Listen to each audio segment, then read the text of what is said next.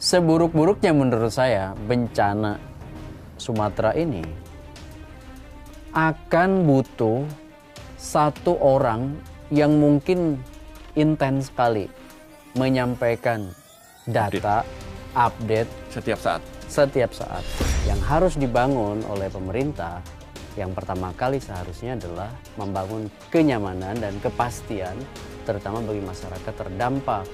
Sekarang coba aja lihat di saat bencana Sumatera ini, ada nggak jubir utama pemerintah untuk bencana Sumatera? Di saat seperti bencana ini menurut saya dengan segala hormat Pak Presiden Pak Prabowo itu butuh misalnya juru bicara pemerintah yang mengkhususkan diri pada bencana ini. Juru bicara kebencanaan. Kita butuh ke depan itu menurut saya tata kelola komunikasi bencana lebih baik. Melalui apa?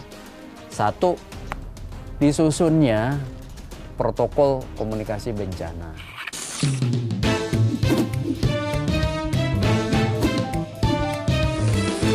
To the point aja. Halo Sobat Sindo, ketika bencana tak hanya soal alam, melainkan juga informasi, publik terguncang. Bukan cuma tanah yang retak, tapi juga keyakinan suara dari pemerintah. Untuk mengulasnya, to the point saja, kita berbincang dengan analis komunikasi politik, Profesor Gun-Gun Herianto. Terima kasih. Sama-sama Pak, sudah hadir di To the Point aja. Udah Ike, Mas Pung. Ini obrolan tiga sahabat. Tiga sahabat. Menarik ini. Ini obrolan santai kan? Obrolan santai saja santai. gitu. Ya, ya. Kalau kita melihat Prof. Gun, Ya. dari komunikasi publik terkait bencana Ya. yang disampaikan oleh BNPB ataupun Ya. dari pemerintah, itu sempat menggema Ya. kembalikan Sutopo, Yuryanto, Ya. dan Doni Monardo. Nah, Apa sebenarnya kalau dari analisa Kang Gun ya. yang salah dalam membangun komunikasi di tengah bencana? Apakah karena kurang empati atau ada hal lain? Oke, ini pertanyaan menarik dan pertanyaan banyak orang. Komunikasi bencana itu kan menandai adanya satu kepentingan publik untuk ada dalam situasi nyaman dan pasti. Betul nggak? Ya, betul. Karena kan komunikasi itu membangun understanding, Ya. membangun respect, membangun goodwill, dan satu lagi memitigasi potensi kerusakan, Mas Pung. Oke, iya. Nah, situasi bencana itu biasanya ditandai dengan munculnya ketidakpastian, Ya. ketidaknyamanan. Contoh misalnya ya, ketidakpastian soal harapan hidup setelah bencana terjadi. Betul ya? Iya, betul. Misalnya harta, kepemilikan, aset segala macam, administrasi warga negara seperti KTP, ijazah segala macam. Nah, itu kan jadi problem. Nah, situasi tidak nyaman tidak pasti dalam komunikasi ada namanya AUM strategi, uncertainty anxiety management. Ya. Yang harus dibangun oleh pemerintah yang pertama kali seharusnya adalah membangun kenyamanan dan kepastian terutama bagi masyarakat terdampak lewat bukan hanya program membantu tapi juga komunikasi kebijakan yang kemudian membuat masyarakat itu lebih tenang. Begitu. Ada menjadi tantangan Ya. yang sempat mendapatkan sorotan publik. Pemberitaan terkait bencana yang terjadi air bah yang melanda di Aceh, Sumatera Utara, Sumatera Barat, itu kan banyak yang lebih banyak beredar di media sosial Ya. ketimbang dari informasi-informasi resmi. Bahkan media pun juga menyadur dari media Ya. sosial tersebut Ya. karena itu real dari masyarakat yang terdampak. Ya. Kemudian ada mengatakan seolah-olah itu bencana yang tidak terlalu besar. Ya. Nah, ini karena minimnya informasi dari daerah ke pusat sehingga terjadi miskomunikasi atau memang ada struktur komunikasi yang salah di dalam membangun komunikasi ini. Iya, ini menurut saya ya komunikasi kita tidak baik dalam penanganan bencana. Salah satu pelajaran berharga dari bencana Sumatera ini menguak kebutuhan mendasar Mas Pung ya, Mbak Uda Ike. Itu soal kebutuhan protokol komunikasi bencana. Ya. Protokol komunikasi bencana ini penting untuk menangani komunikasi krisis seperti yang terjadi sekarang.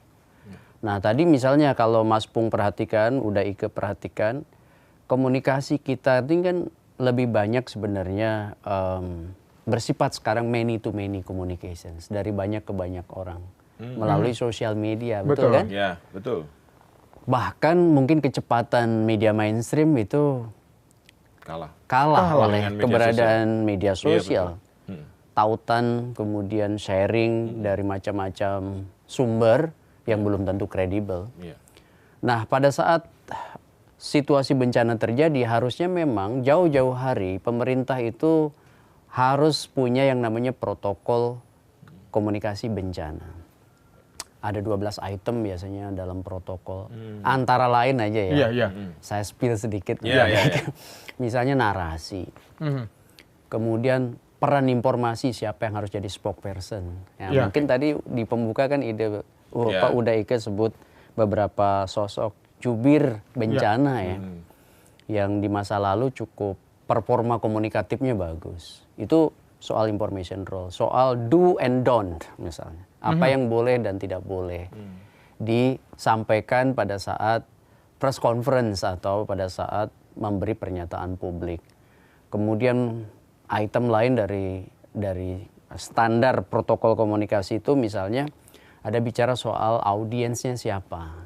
Audiensnya jurnalis kah atau audiensnya misalnya masyarakat awam kah. Nah ini semua terkait dengan satu tata kelola namanya governance dari komunikasi publik.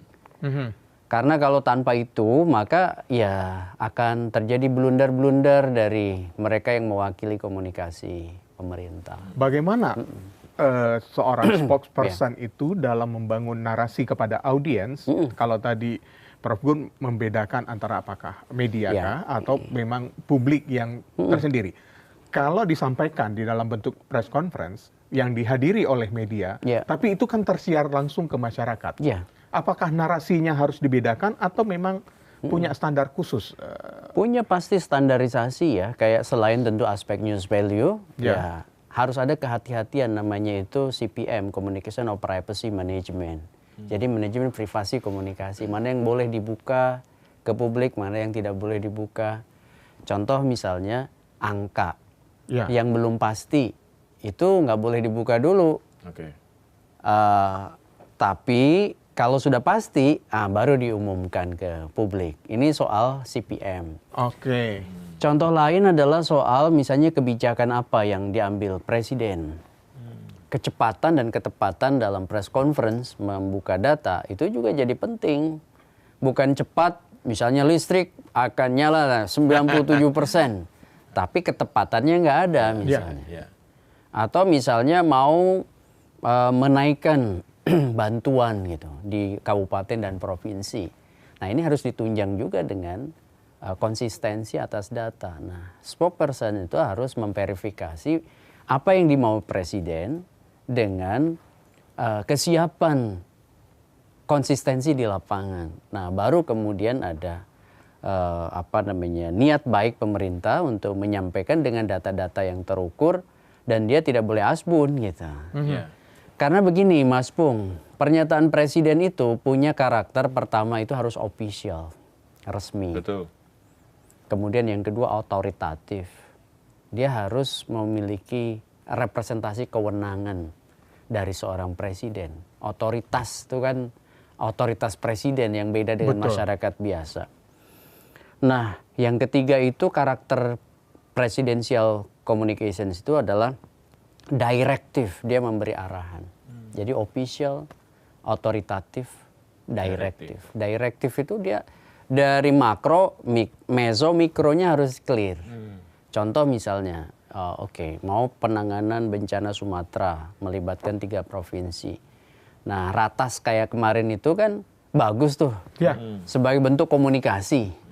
Meskipun agak terlambat ya, tapi oke lah kita apresiasi. Hal seperti itu yang harusnya memang dilakukan. Jadi ada, tadi seperti saya sampaikan di awal, menunjukkan dulu goodwill untuk membangun kenyamanan dan kepastian di masyarakat. Karena ini kan situasi yang tidak biasa Mas Pung. Extraordinary. Sehingga penanganannya juga harus extraordinary. Contohnya bisa langsung ratas di tempat. Di lokasi. di lokasi. Itu menunjukkan Menunjukkan komitmen. komitmen. Oke. Kemudian ada pernyataan yang bisa menenangkan masyarakat. Contohnya misalnya soal bantuan. Ya. Dan soal hak-hak administrasi warga misalnya. Mau dibantu seperti apa. Oke. Makanya dia tanya Menteri Dalam Negeri. Tanya misalnya Menteri ESDM. Tanya Iya. menteri-menteri itu. Untuk memberi semacam pernyataan publik. Karena dalam komunikasi publik itu ada yang namanya service level agreement. Jadi pernyataan seorang pejabat publik ketika bicara soal program, matrik kerjanya harus jelas. Misalnya dalam 2 minggu atau dalam 1 bulan itu harus Target. bisa menyelesaikan. Sehingga kemudian nanti bisa membangun yang disebut dengan hope ya dari masyarakat itu tumbuh kembali. Ya. Gitu Mas Pung. Ya. Selain protokol tadi kan, Ya. penting kan protokol kebencanaan kayaknya belum ada ya. Iya betul. Ada satu lagi yang penting mungkin, Mas. Bagaimana sosok seorang spokesperson Ya, dalam situasi krisis ya, yang day to day-nya dia harus menyampaikan sesuatu di saat tadi kan ya, situasi masih belum menentu gitu. ya. Itu apa syaratnya, Mas? Sosok spokesperson ini.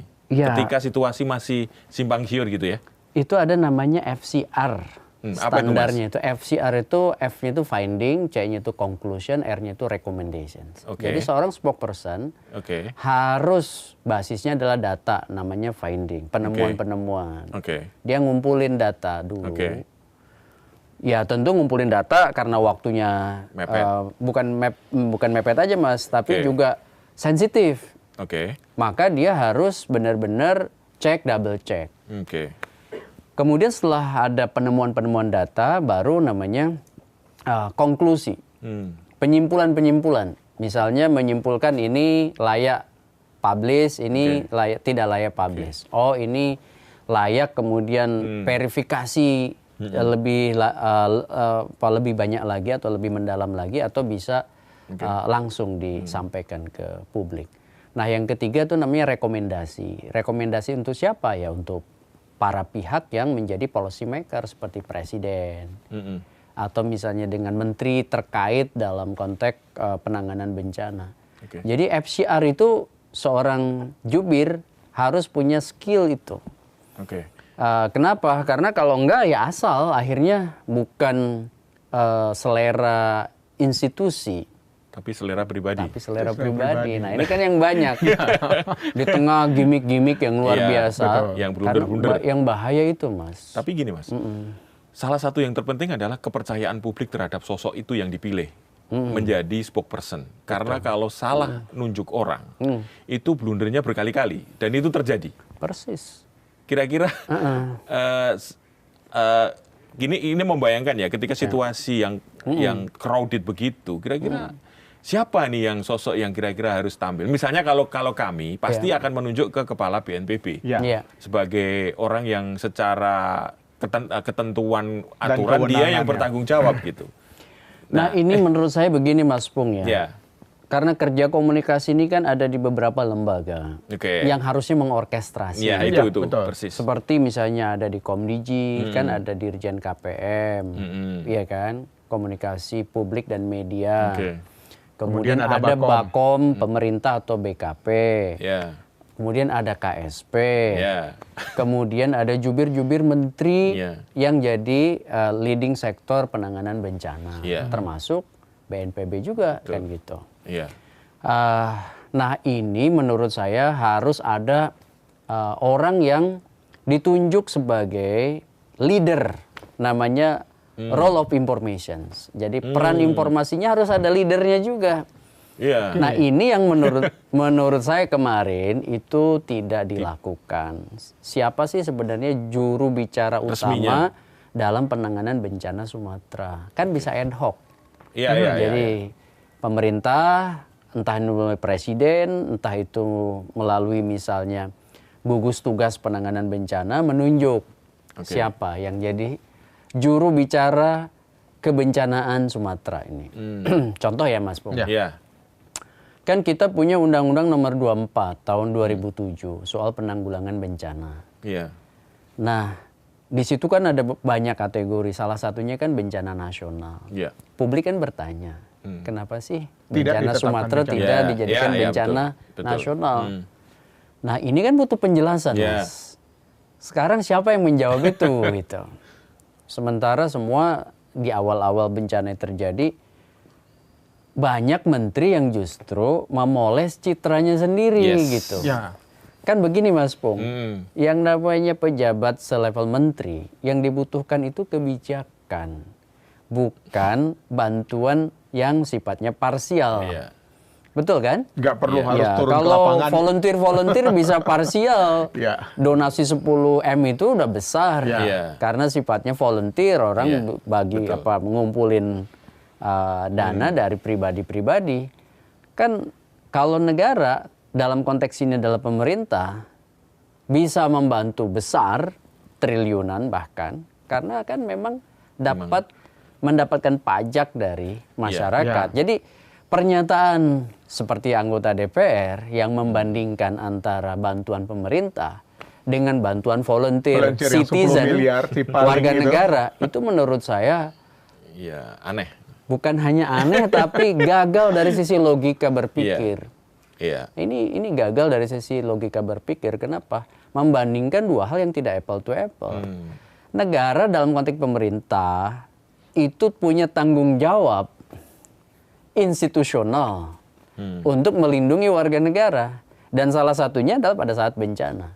Jadi itu berarti tanggung jawab pemerintah, bukan. Jadi seharusnya memang dilakukan. Memang sudah dilakukan oleh pemerintah. Ya kalau warga biasa ngumpulin dana gitu, crowdfunding, ya itu suatu hal yang harus diapresiasi. Jadi saya agak lucu gitu ya ketika misalnya seorang yang merepresentasikan wakil rakyat, Iya. tapi kemudian tidak sensitif dengan isu-isu yang sebenarnya penting untuk justru diadvokasi oleh wakil rakyatnya sendiri. Kan nih, ini rakyat bergerak nih Betul. dengan mental volunteeristiknya.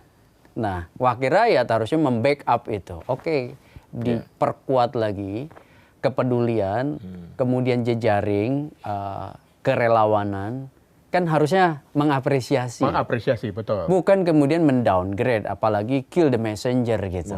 Nah, ini jangan sampai kemudian cara-cara yang bisa melemahkan gerakan volunteeristik itu dilakukan justru di muka publik lewat pernyataan-pernyataan yang menurut saya fatal ya.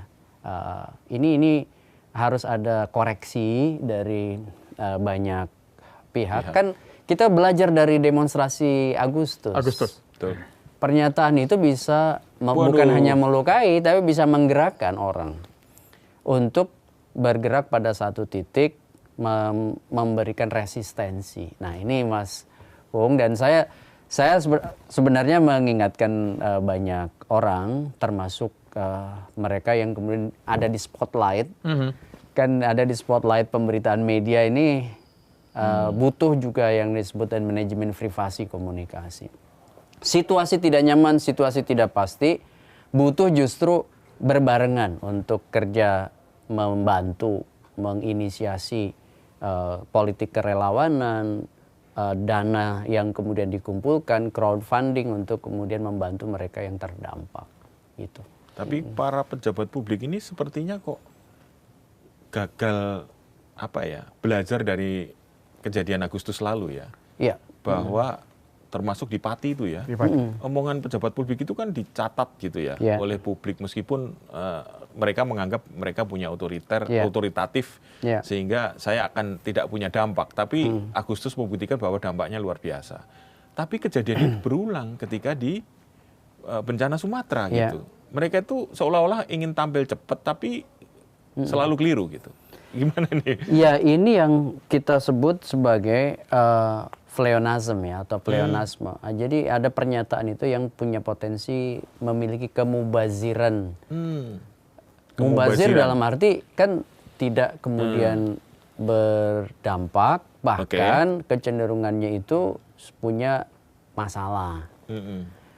Dimulai dari apa? Ya dari pernyataan yang tidak fungsional dengan penyelesaian masalah gitu. Justru menambah masalah kayak misalnya waktu insentif Oke. Itu kan pernyataannya keliru dari sisi misalnya logika, Yeah. koherensi, Yeah. empati, simpati, kan ada Yeah. problem di situ. Ya.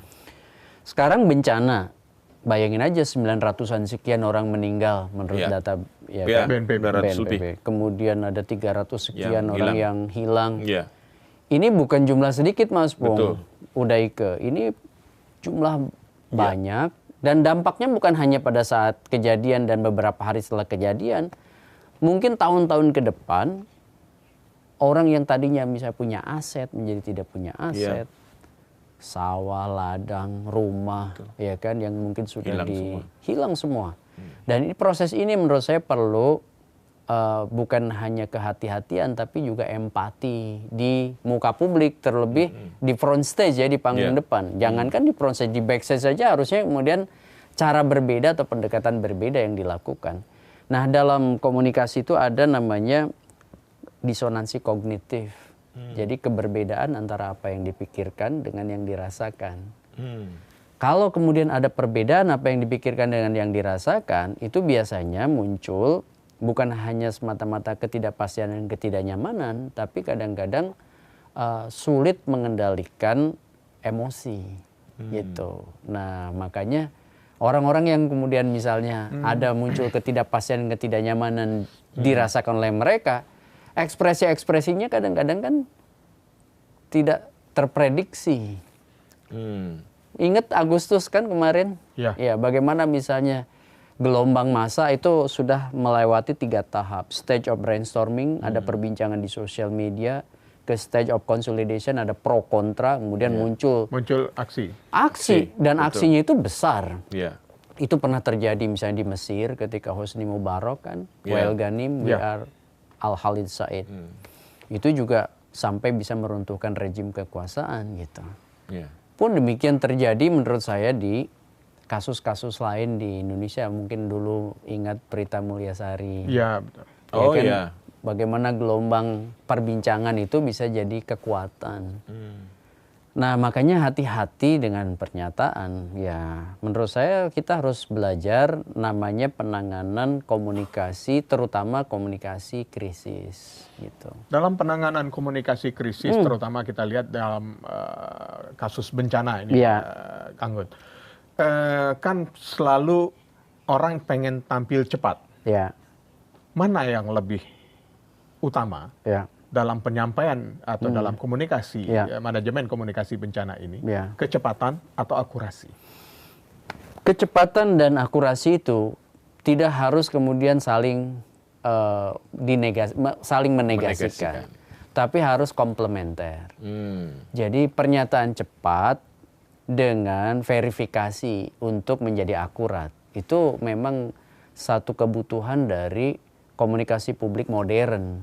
Kenapa harus cepat? Karena ada berkejaran dengan sosial media, berkejaran dengan ruang kosong yang harus diisi, yaitu macam-macam platform di digital. Kalau dulu masih bisa ngisi TV-nya besok, ya kan? Sekarang kalau kan real time. Makanya tim komunikasi itu nggak bisa dianggap tim sampingan. Sebuah institusi korporasi, institusi politik seperti partai, institusi pemerintah, wajib punya namanya tata kelola komunikasi publik yang sama pentingnya dengan tata kelola manajerial sumber daya manusia gitu. Jadi itu harus diposisikan sama. Makanya kan kenapa organisasi modern selalu butuh yang disebut dengan departemen komunikasi. Bukan departemen penerangan. Kalau penerangan linier, kalau komunikasi sifatnya resiprokal, timbal balik. Nah, posisi itu mengharuskan ada namanya field of experience atau lapangan pengalaman yang sama di antara para pihak yang berkomunikasi. Karena kalau misalnya kita lihat masyarakat Indonesia itu kan backgroundnya itu beragam. Lebih dominan di masyarakat awam, baru sedikit di attentive public, lebih sedikit lagi kelompok elit. Nah, kalau kita bicara di media, harus bicara untuk semua strata. Jadi pilihan diksinya juga harus pilihan diksi yang mudah dipahami oleh masyarakat awam. Jangan milih yang Iya. istilah-istilah asing Iya. yang bikin pusing ya. Makanya kalau kita lihat dulu jubir-jubir yang dianggap legend lah, yang sekarang sudah pada nggak ada ya. Siapa dulu Pak Topo Pak ya. Sutopo. Pak Sutopo itu Iya. kan bahasanya ringan. Betul. Kemudian tenang, Iya. tidak terkesan gerusu-gerusu, bahkan cenderung cair. Iya. Tapi konten ya atau substannya itu dapat. Dapat. Nah, Iya. itu yang diperlukan. Jadi jangan kemudian ada datang ke lokasi bencana, tapi hanya untuk apa namanya? Saya bilang itu personal branding yang salah tempat. Masa bayangkan ke lokasi bencana pakai rompi, Pakai rompi, taktis kacamata ya. hitam, Kemudian bawa karung beras.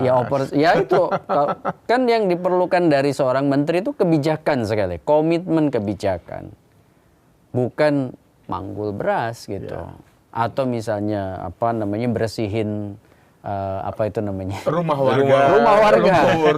Itu sih parsial. Nah itu yang sangat hilir sekali. Iya. Hulunya, ya makronya, mesonya.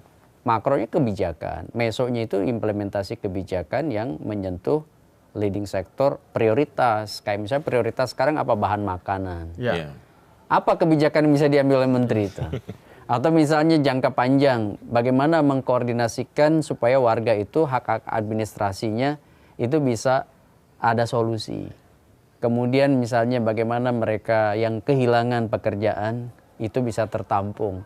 Kredit usaha rakyat Ya. itu bisa kemudian bisa dipenuhi oleh negara, dalam konteks ini oleh pemerintah, untuk misalnya dibebaskan atau apa gitu. Jadi Nah itu bukan hanya direkam kamera, lempar mie instan 1 kotak gitu ya. itu Gimana itu? Iya. Gimana Prof? Itu gimana Prof? Menurut Kan komunik- itu kayaknya berlomba-lomba. itu komunikasi Karena ingin berlomba Ya, dengan iya, kecepatan berlomba-lomba itu. dengan kecepatan komunikasi jadinya yang tidak dangkal sekali gitu ya. dangkal ya, Iya. itu kulit permukaan. Betul.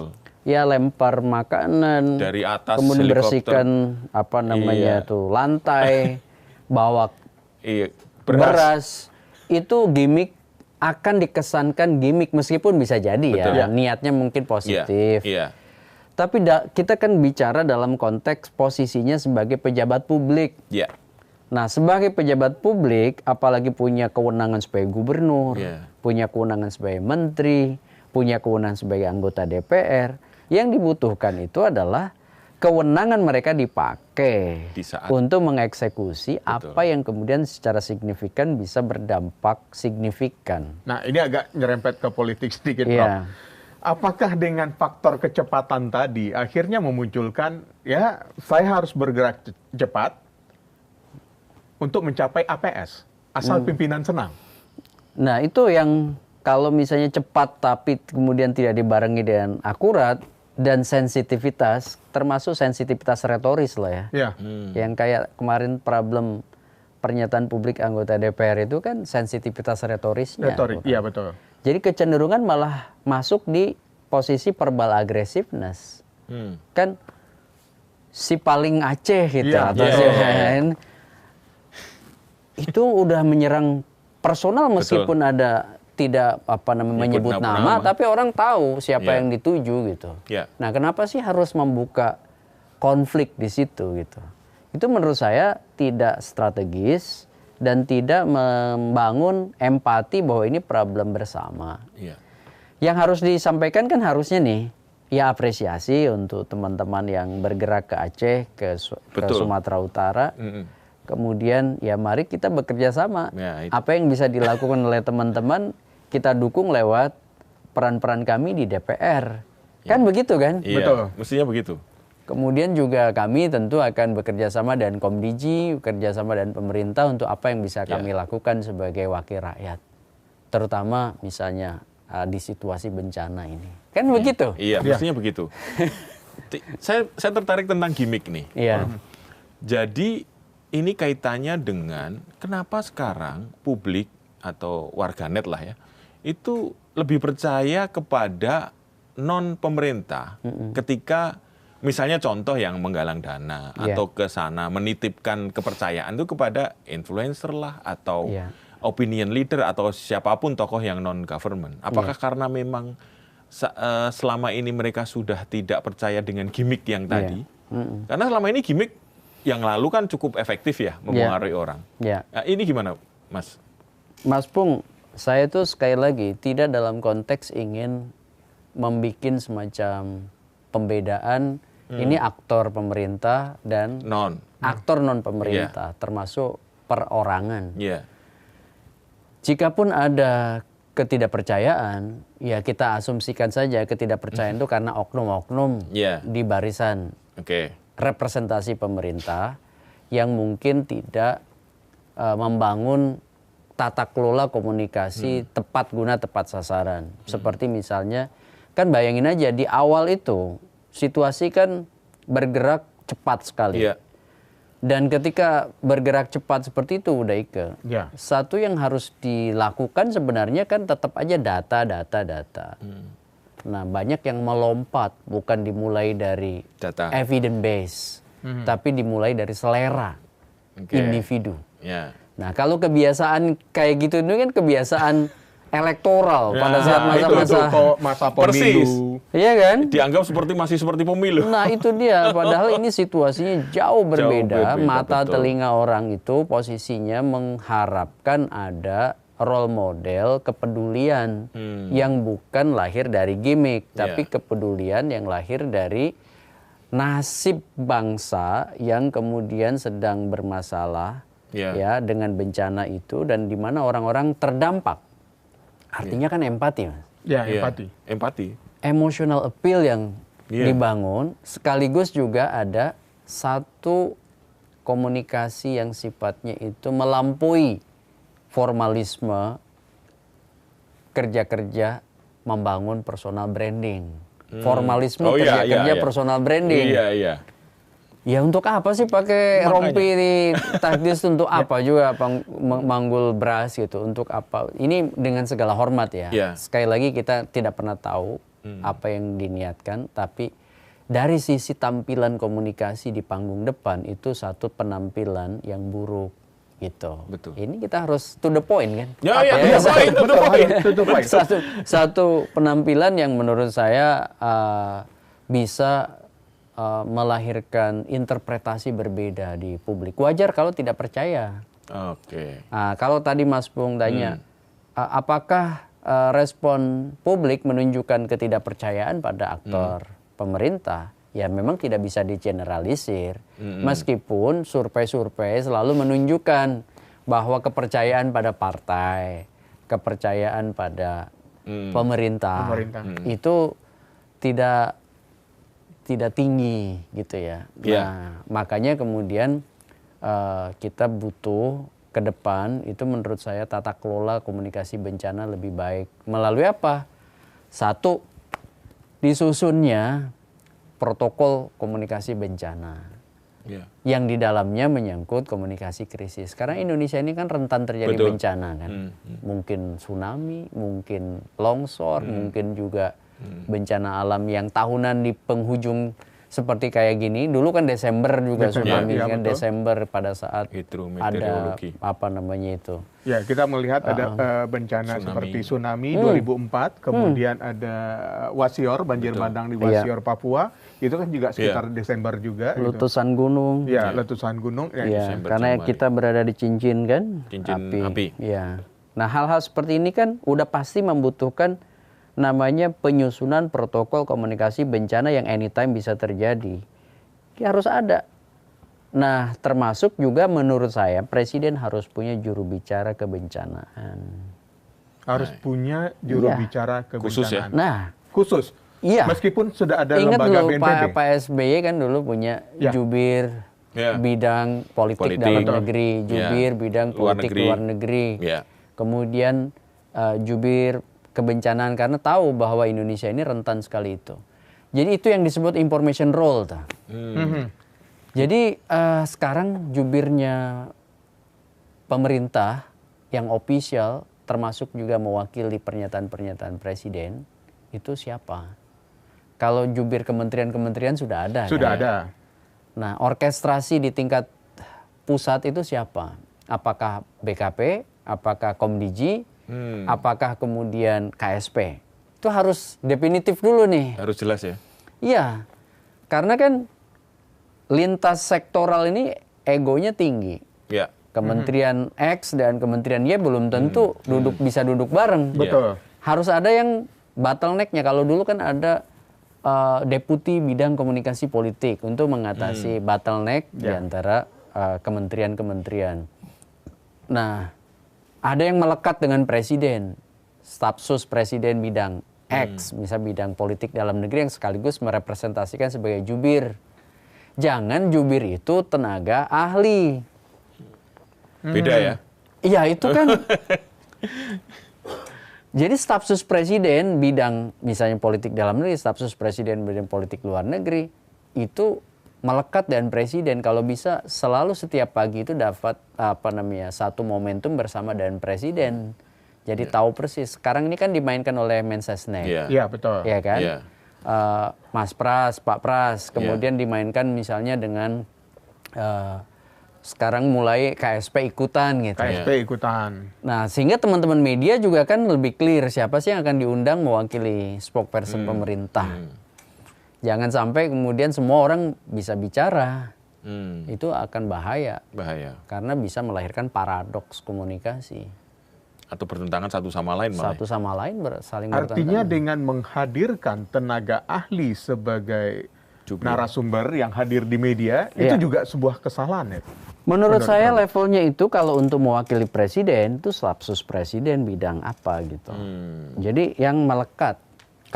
Kalau ditangani langsung oleh Mensesnek, itu kan Mensesnek urusannya juga banyak. Banyak pasti. Nah, tapi memang presiden harus memilih orang-orang yang secara chemistry, kemudian juga punya pengalaman untuk menerjemahkan pikiran-pikiran beliau.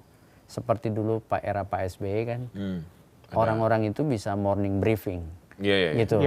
Itu yang melakukan FCR itu, Mas. Itu yang setiap melakukan pagi. FCR, finding, conclusion, recommendation. Itu jadi conclusion. personal direction atau arahan personal, masukan-masukan berbasis data untuk presiden. Nah, kalau presiden iya, nanti bisa disampaikan ke publik. Kan begitu. Dan itu harus harian. Itu juga kerja-kerja yang dilakukan oleh jubir-jubir di West Wing. Yang mensupport siapapun presiden di Amerika. Ya. Oke. Jadi dalam situasi saat ini, the ideal communicator tadi harus menjalankan 12 protokol. Kalau Prof. Gun menyampaikan tadi, apa yang menjadi tantangan untuk sebagai seorang the ideal communicator? Terutama, ya bukan hanya soal bencana, secara keseluruhan yang bisa kita gambarkan. Ya, menurut saya ada beberapa hal yang perlu jadi catatan ya untuk sisi ideal komunikator dalam konteks mewakili pemerintah. Pertama itu dia punya kepiawaian untuk memosisikan diri. Ini yang disebut dengan tahu diri. Ya, bahwa dia itu bukan mewakili emosi dirinya saja atau kemauan dirinya saja, melainkan ini menjadi pewajahan institusi. Jangan kemudian ketika misalnya dipancing soal Tempo bilang dimasak aja. Itu contoh dari itu yang saya bilang official. Makanya harus tahu diri, official mewakili wajah presiden, mewakili wajah pemerintah gitu. Itu yang pertama. Yang kedua menyangkut knowledge dari apa yang harus disampaikan, data. Kenapa? Karena kalau saya orang di luar itu bisa ngomong apa aja, tapi kalau orang yang mewakili pemerintah harus bicaranya itu adalah data yang kemudian melalui FCR tadi, finding. Kalau kemudian seorang spokesperson pemerintah tidak bicara berbasiskan data, maka apa bedanya dia dengan orang-orang yang bukan juru bicara gitu. Maksud saya, idealnya adalah dia punya data. Karena apa? Data itu akan mendrive orang bicara sesuai dengan koridornya. Nah, kemudian yang ketiga, dia punya kemampuan CPM, Communication of Privacy Management. Mana yang harus dibuka, mana yang tidak. Jadi ini butuh kemampuan sendiri nih untuk mengerem mana yang bisa dan tidak bisa Jangan semua disampaikan. Apalagi misalnya yang bahaya adalah karena saking pedenya dia tampil di media, dia baru tahu isunya aja pada saat break. Waduh. Ada kan kejadian itu. Nah, ini kan itu yang menjadi khawatir. Mengkhawatirkan sekali karena dia merepresentasikan pewajahan pemerintah. Artinya syaratnya juga berat ya. Sebenarnya kita punya banyak sekali sumber daya manusia untuk itu. Cuman kan lagi-lagi masalahnya adalah soal meritokrasi. Jadi memilih jubir itu sebenarnya sama halnya memilih juga banyak sekali posisi-posisi jabatan penting di pemerintahan. Yang menentukan itu adalah ada nggak kemauan dan kemampuan untuk mendistribusi dan mengalokasikan orang. Sebenarnya SDM banyak, berlimpah kita ahli-ahli di bidang itu. Cuman masalahnya adalah kita harus sudah mulai menjahit nih Mas Pung. Mana yang proporsi profesional. Menurut saya penanganan komunikasi itu harus profesional. Harus ada Setuju. Ada sekelompok orang yang memang di-hire sebagai profesional bidang komunikasi, melibatkan media, melibatkan kampus, periset, melibatkan orang humas yang kemudian menjadi satu dream team komunikasi pemerintah gitu, yang sifatnya itu day to day, mengukur day to day itu mendistribusi, meredistribusi dan memitigasi potensi-potensi kerusakan. Karena salah satu prinsip komunikasi publik itu selain tadi membangun goodwill, respect, understanding adalah damage control, mengontrol potensi kerusakan. Nah, gitu. Ini penting ya, maksudnya gini, salah satu misalnya presiden itu kan harus percaya kepada orang yang akan mengatakan atas nama dirinya. Ya. Itu orang yang mengerti tentang dia gitu. Ya. Nah, itu nyambung nggak dengan meritokrasi tadi? Ya, sebenarnya bisa begini, Mas. Nah, itu gimana caranya? Kan rata-rata orang nilai kalau bukan orang dekat presiden nggak bisa. Kalau ngomong jadi juru bicara gitu. Oke, jadi sebenarnya bisa jalan tengah. Jalan tengahnya adalah presiden menunjuk orang yang mungkin dekat secara psikologis, punya chemistry dengan presiden. Pak Presiden. Tapi line up kedua itu harus teamwork komunikasi itu harus memang tim yang kuat dan benar di-hire karena profesional di bidang komunikasi. Jangan asal udah jubirnya bukan orang yang mengerti komunikasi. Timnya juga sangat berwarna dan dominannya bukan orang yang memahami dunia komunikasi. Dunia media mainstream, dunia digital, kemudian riset, komunikasi untuk mengukur misalnya tingkat kepuasan layanan, kemudian juga orang yang biasa dalam konteks critical thinking untuk bikin roadmap, untuk memitigasi seperti misalnya komunikasi krisis dan lain-lain. Ini semua itu ada ininya pendekatan-pendekatan basis akademiknya. Contoh ya, komunikasi krisis ada, komunikasi bencana ada, komunikasi publik ada, komunikasi politik ada, komunikasi organisasi ada. Nah, ini yang harus ada gatekeeper-gatekeepernya. Yang ini kemudian menyuplai atau memfeeding orang yang menjadi spokesperson. Gitu. Artinya fungsi tenaga ahli yang sedang diangkat itu harusnya memberikan sebagai masukan pracik. itu. Betul. Di mana-mana, termasuk seperti misalnya di Amerika, di Inggris, di Jerman. Ini kayak lagu nih. Nah, itu orang-orang yang tenaga-tenaga profesional komunikasi itu kebanyakan dia menjadi koki informasi. Pada saat dia menjadi koki informasi, dia harus berdisiplin.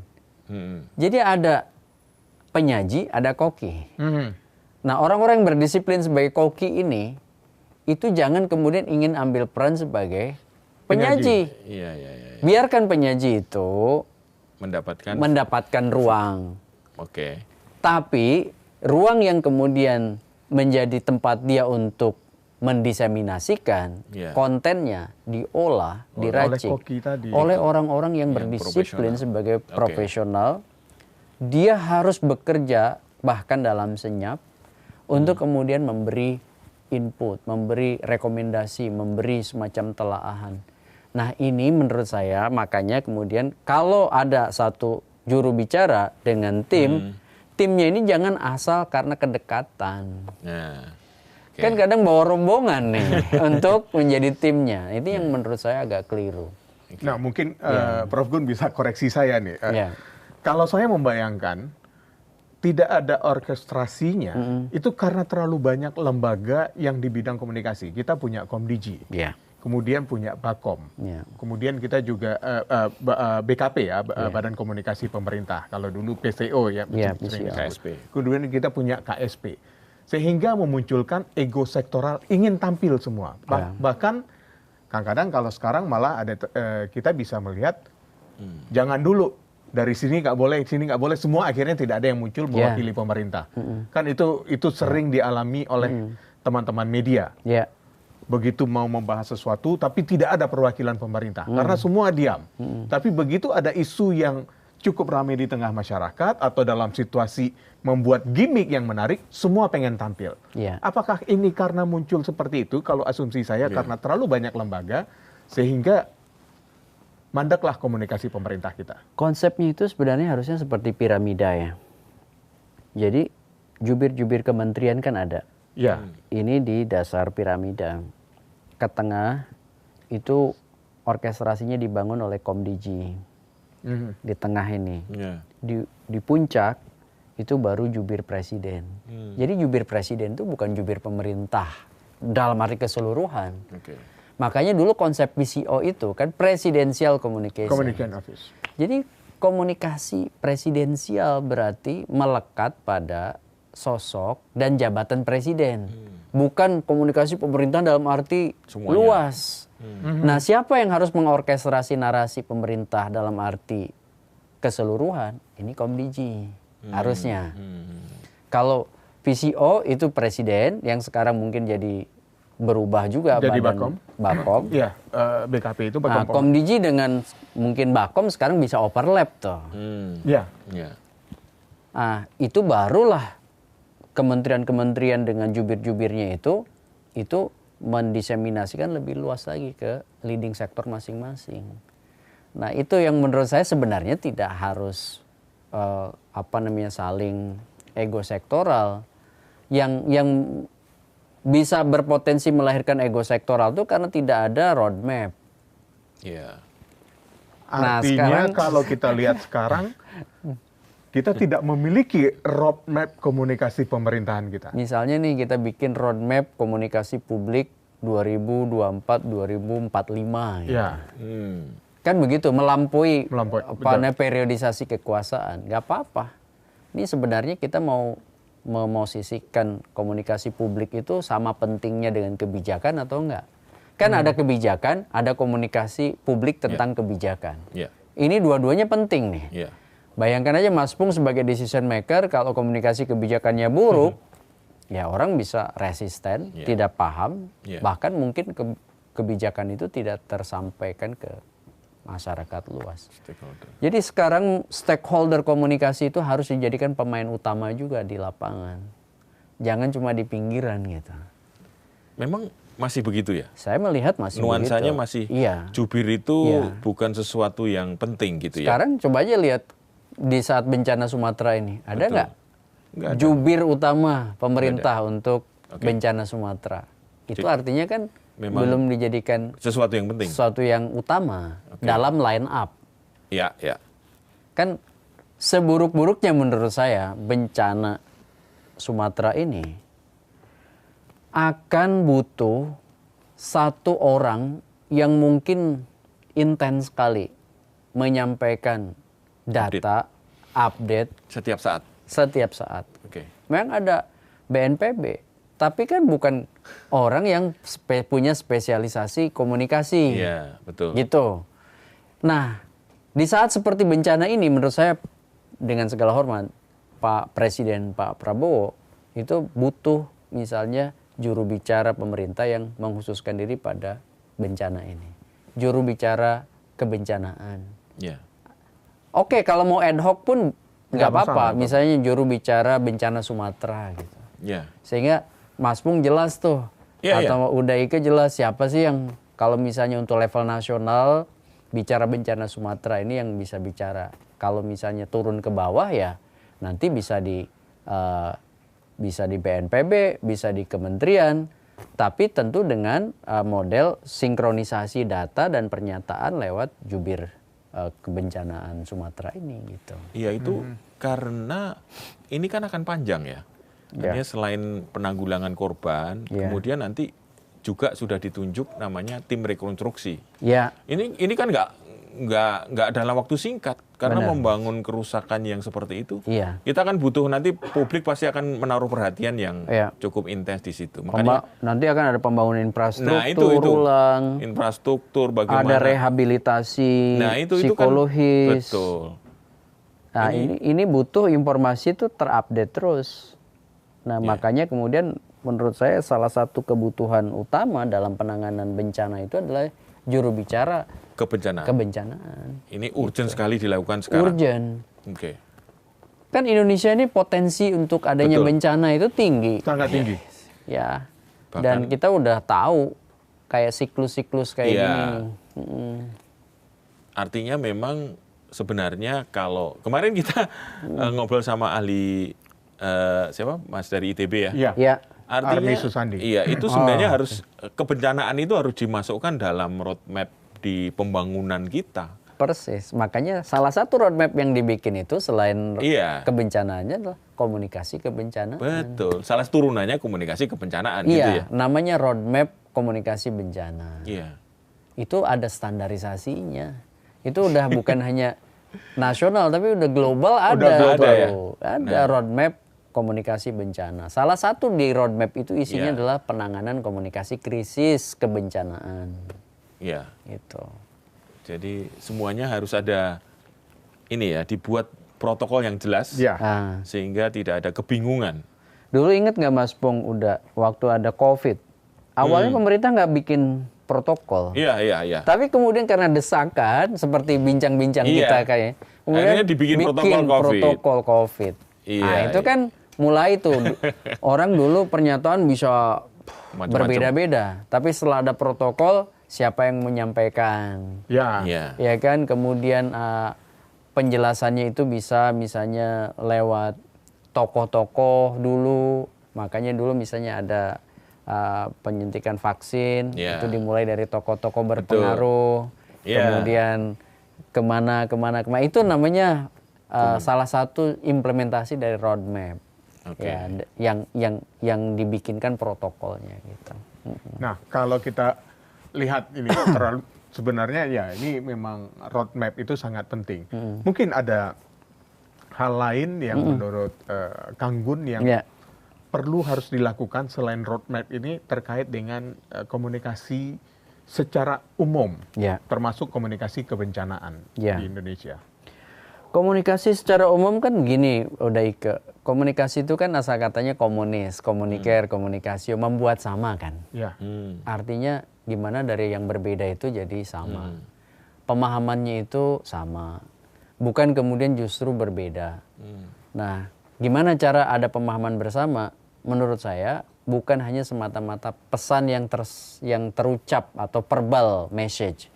Melainkan juga harus melibatkan komunikasi dalam seluruh dimensinya. Contoh ya, konteks. Ini konteks bencana ini kan beda dengan konteks biasa. Orang lagi sakit, orang lagi terpukul, orang lagi down. Itu kan bicara konteks. Jadi kalau ngomong atau memberi pernyataan gampang. Tapi membaca konteks tidak semua orang tidak bisa. Semua orang bisa. Termasuk kayak misalnya, kenapa sih politisi masih bikin gimmick di pusaran bencana.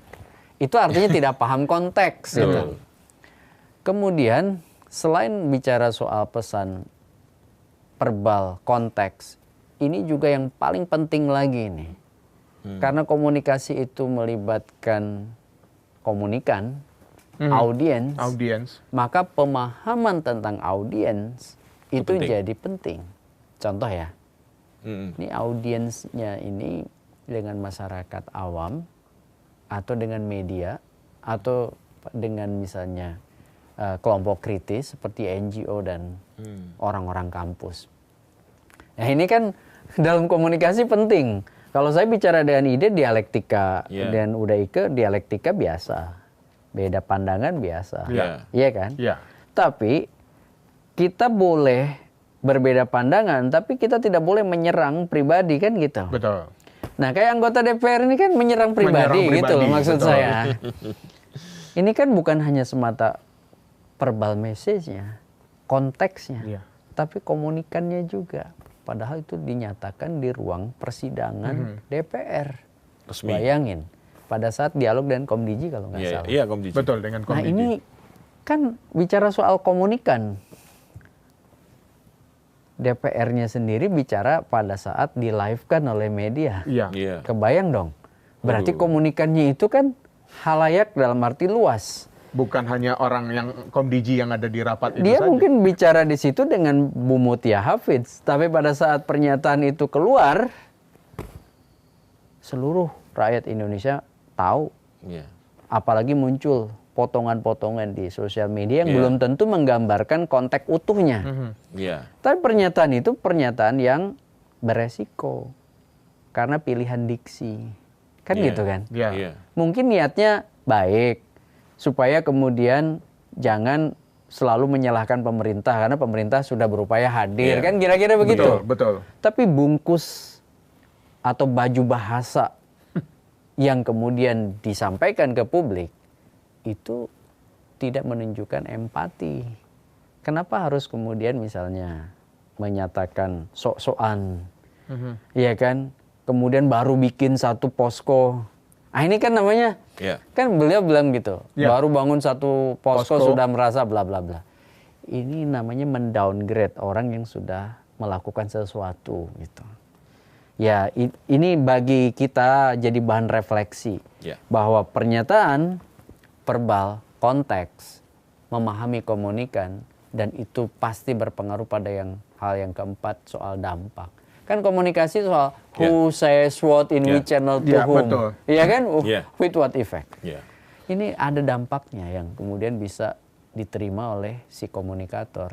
Gitu udah. Jadi semua pernyataan yang sudah tersampaikan ke publik itu bersifat irreversible. Sesuatu yang sudah dinyatakan tidak bisa ditarik ulang. Dia mungkin dimaafkan, dia itu bukan hanya satu orang ya, maksud saya bukan. Banyaklah kita mengambil contohnya. Jadi mungkin orang yang salah berucap itu bisa dimaafkan, tapi orang tidak bisa melupakan. Nah ini prinsip dalam komunikasi namanya irreversible, sesuatu yang sudah keluar tidak bisa ditarik ulang. Makanya butuh satu kehati-hatian dalam konteks dimensi pernyataan publik. Dimaafkan tapi tidak dilupakan ya. Iya. Dimaafkan tapi tidak dilupakan. Iya. Itu yang menjadi itu. Terima kasih. Siap. Prof. Gun telah hadir di To The Point aja. Ini menarik sekali. Ini menarik sekali dan ini juga kita mengharapkan kalau dari perbincangan kita sangat terlihat sekali bahwa Indonesia negara yang sangat besar. Potensi bencananya sangat besar, itu membutuhkan roadmap komunikasi. Kebencanaan. Dan information role yang diisi oleh orang-orang yang memang profesional, mengerti dunia komunikasi. Ya, tapi sebelum itu dilaksanakan, yang paling penting membangun komunikasi dengan empati itu harus dilakukan. Karena bagaimanapun, seperti kata Prof. Gun, communication yang tidak dengan empati itu irreversible, tidak bisa ditarik ulang. Bisa dimaafkan, tapi tidak bisa dilupakan. Saya Ike Kesuma pamit. Saya Pung Purwanto. Sampai jumpa di To The Point aja berikutnya.